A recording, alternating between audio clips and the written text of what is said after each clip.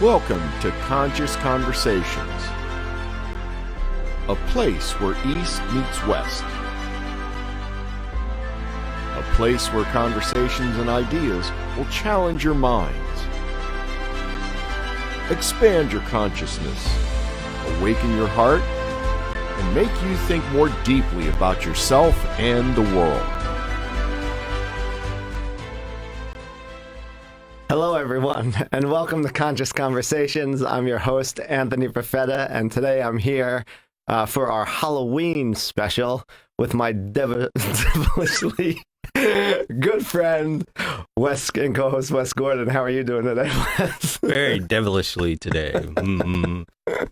So do you think they can guess what our topic of conversation might be today? Probably pretty hard. Well, for all of those of you that are watching, I'm sure you can guess. For anyone that's listening, the topic of conversation today is the devil.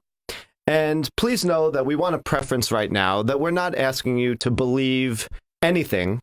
We're not asking you to agree with everything that we say. What we're here to do with these conversations is to just give you some ideas to think about, to contemplate. We want to give you some food for thought. Today, maybe we're serving you a little bit of devil's food cake. Oh, that's a good one. Oh. Thank you. But this idea of the devil, very interesting if you look into the history of it and how it's arose and where it came from. But it's considered in many traditions to be the personification of evil. It's conceived by many cultures, to be this figure, this entity that is outside, that is actually given many names. It's not only called the devil, but it's called the Prince of Darkness, Lucifer, Satan, Beelzebub, Mara, and many other things. But sometimes it's depicted as having horns. Sometimes it's depicted as not having horns. The pitchfork. Angel of light. Yeah. Oh, yeah. Ooh. Yep. Yeah. Tail, all of these sort of things. Many scholars, many theologians, they say that the idea of the devil actually arose because ancient people struggled with this idea between good and evil. How could there be evil in the world? They hypothesize that, if there's this divine good force that they call God, how can there be evil? How can evil come from a good God? And how can a good God be responsible for evil things? And so they perceived that it couldn't. However, that wasn't always the case. And in many traditions, this external force is a real force, but in other traditions, it's not. It's actually a metaphor for something that is within our human nature. It's an aspect of ourself. So what's your take on this idea of this devil? Well, when I started researching this, it got pretty crazy because there's so much information out there now. If you really want to know the truth about the history of how this all came about and how confusing it got, is you can go study it now online like we never could before. Oh, yeah, the world is at our fingertips today. Yes, and I totally, believe that it's a personal thing. You have to understand it for yourself, but we've been given such a picture that's so out of proportion to what it actually is about. Yes. That I find some of it very foolish, as you can kind of tell. And when I was researching it, something I didn't realize is that in the Old Testament, the word devil is never mentioned. No. Yeah. It's only in the New Testament. Neither is the word hell. And we can get to that later. In the New Testament, it's mentioned 61 times. Wow. Yeah. Satan, though, is mentioned 15 times in the Old Testament and 40 times in the New Testament.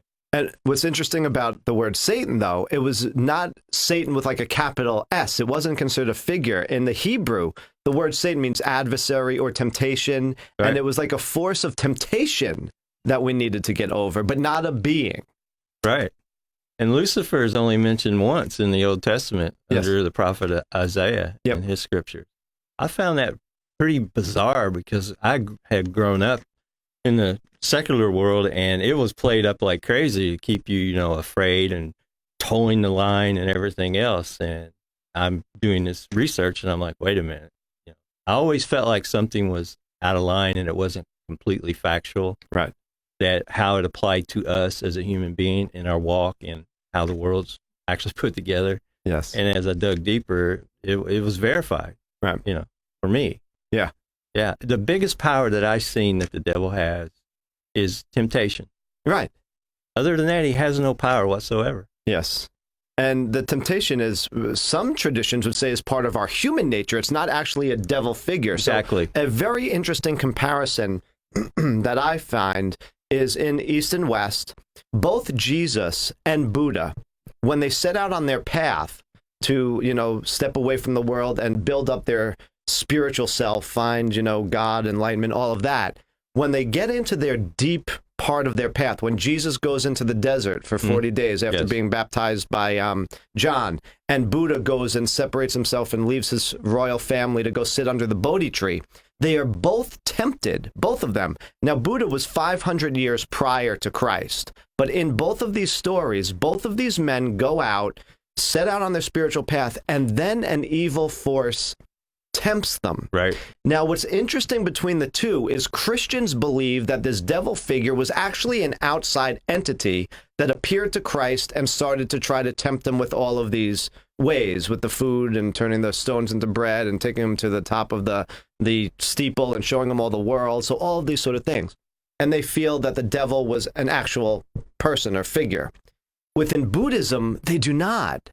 They say that when Mara, which is their name for the devil or the tempter, came to tempt Buddha and tempted him with lust, with women and all these sort of things, it was actually an underlying essence of his own mind. He began to struggle with his inner self, which was saying to him, get up from here. You can never do this. So he was struggling with doubt. He was struggling with lust. He was struggling with all these inner energies that we would consider negative.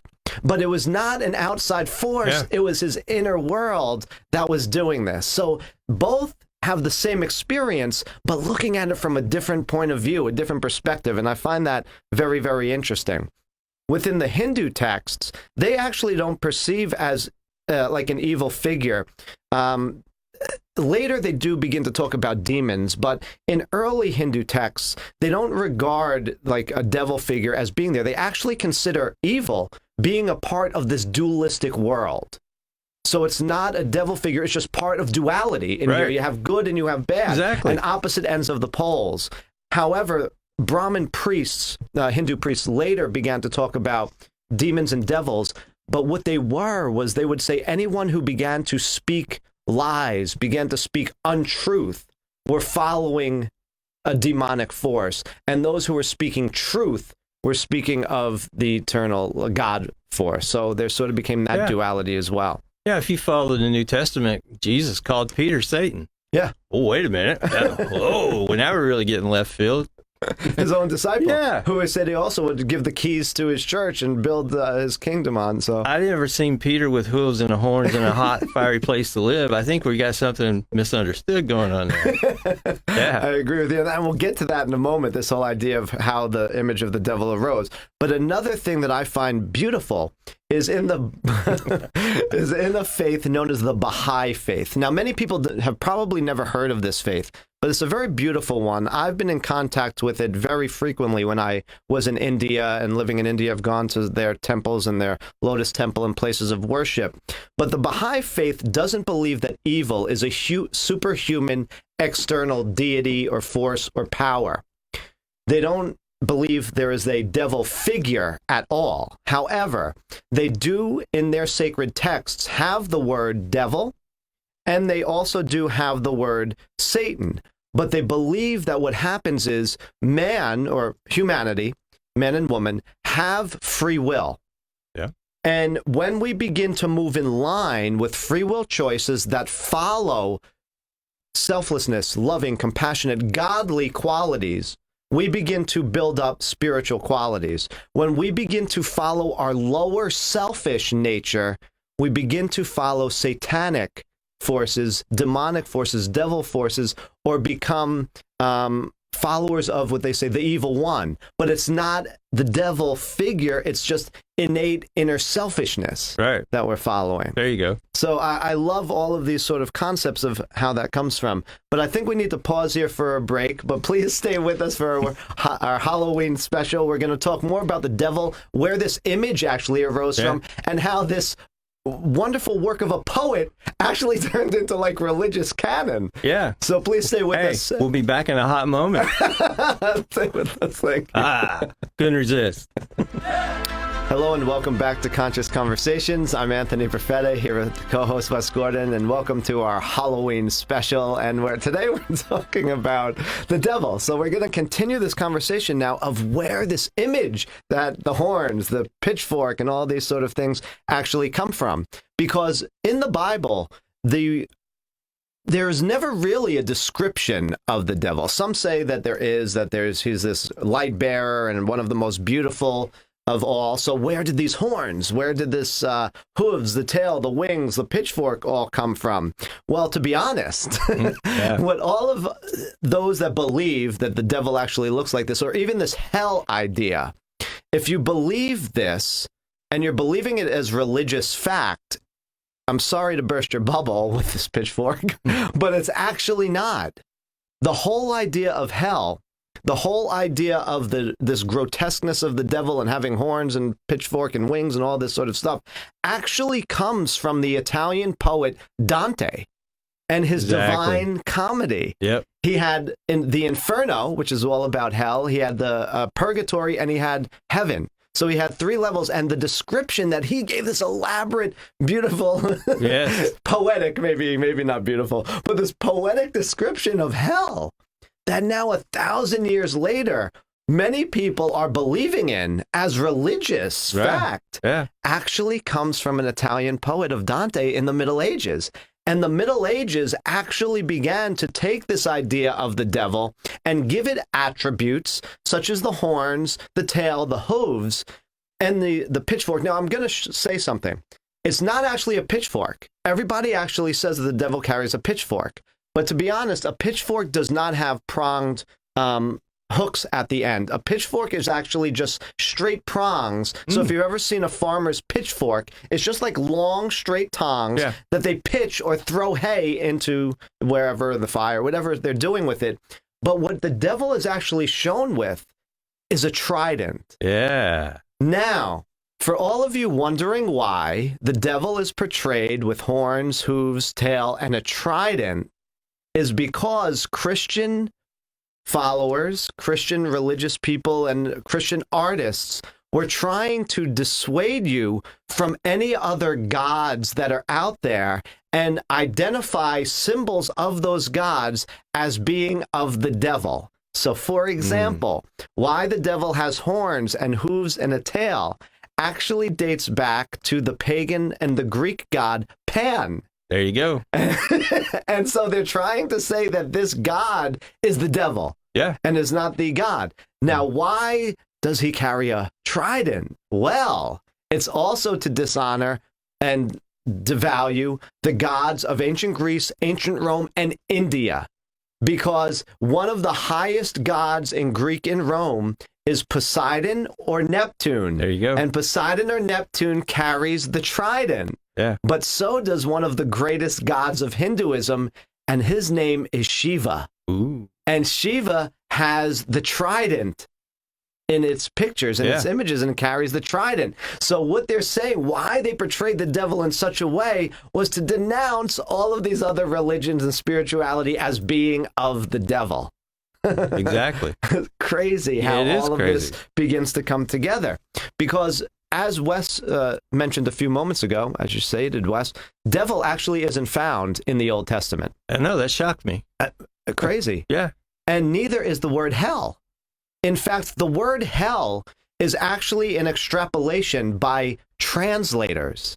And what translators were doing when they began to translate the Bible, they began to use the word hell for any bad place.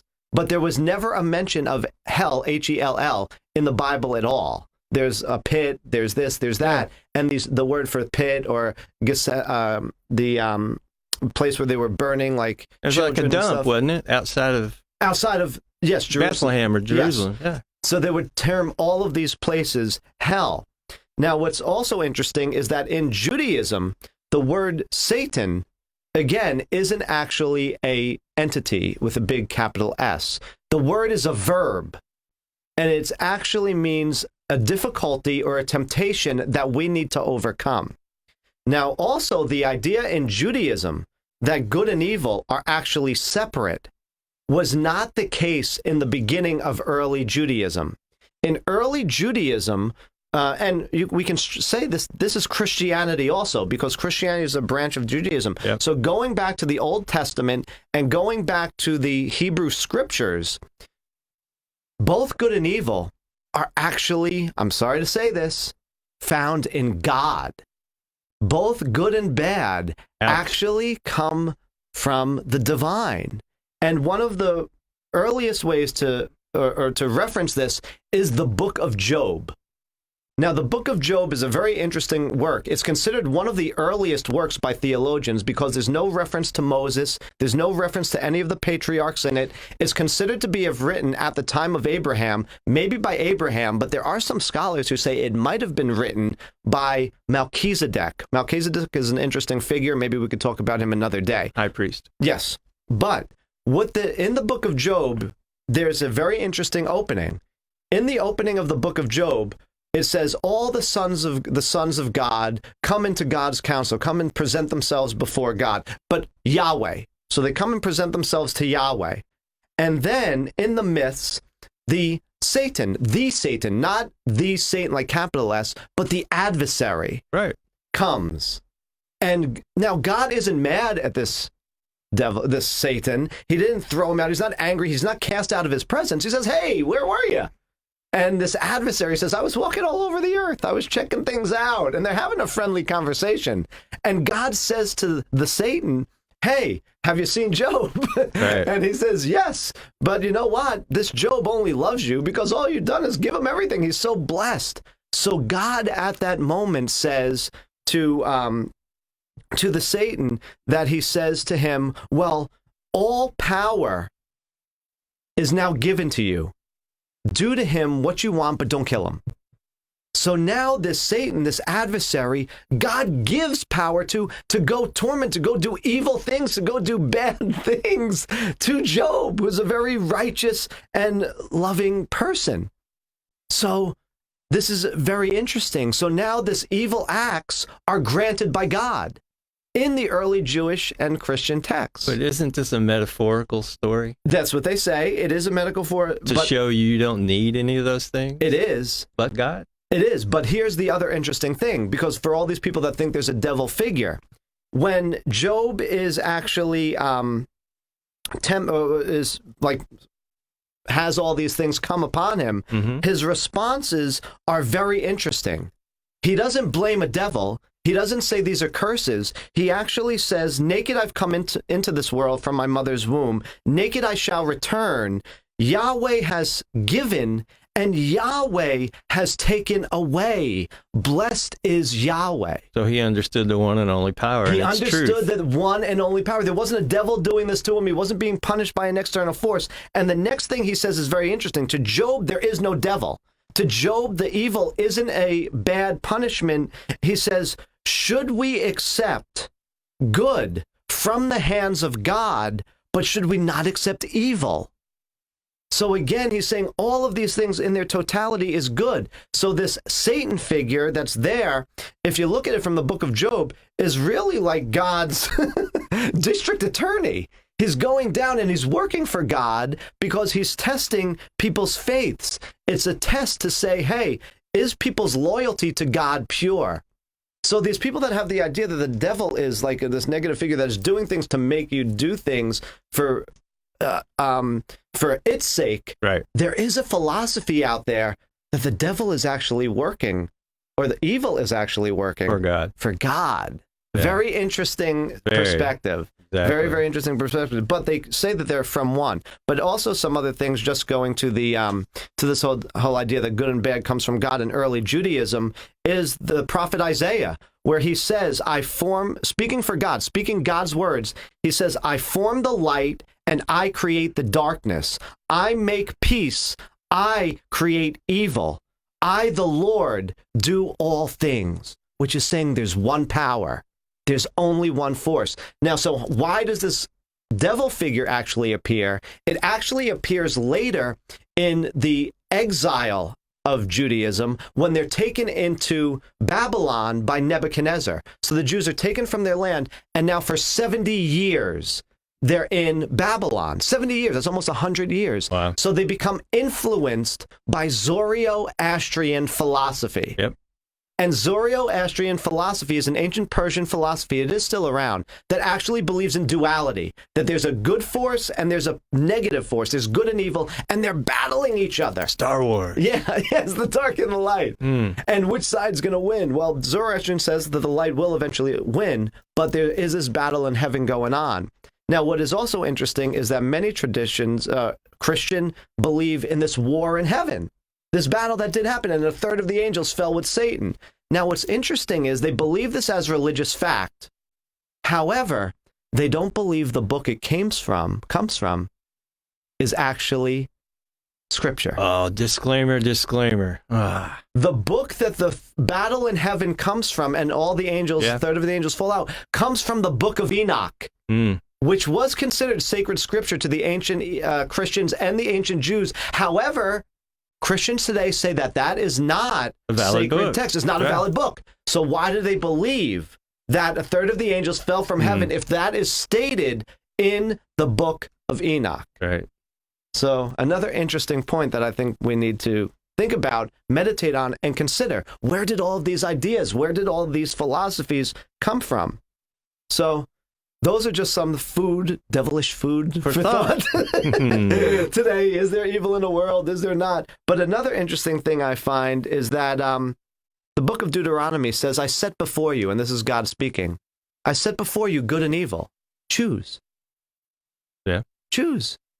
So we choose. We need to take, as human beings, I believe, this is now my perspective, I believe that we need to choose today which choices we're going to make. Are we going to follow those that follow the line of God, that are loving, that are compassionate, that are kind, and become angels?